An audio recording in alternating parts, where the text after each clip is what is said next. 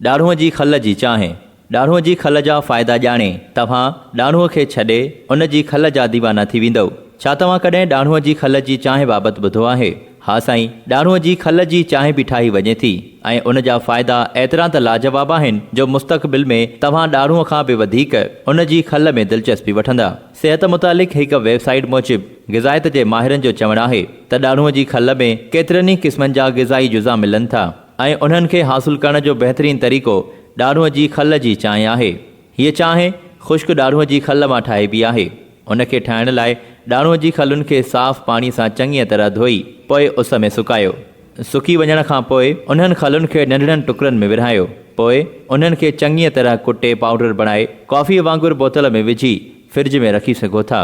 चांहि ठाहिण लाइ हिकु प्यालो पाणीअ में हिकु चमचो ॾाढ़ूअ जी खल जो पाउडर मिलायो। उनखे कुझु मिंटनि लाइ उॿारियो ऐं पोइ उनखे छाणियो। तव्हां हिन चांहि में लीमे जो रस ऐं माखी पिणु शामिलु करे सघो था।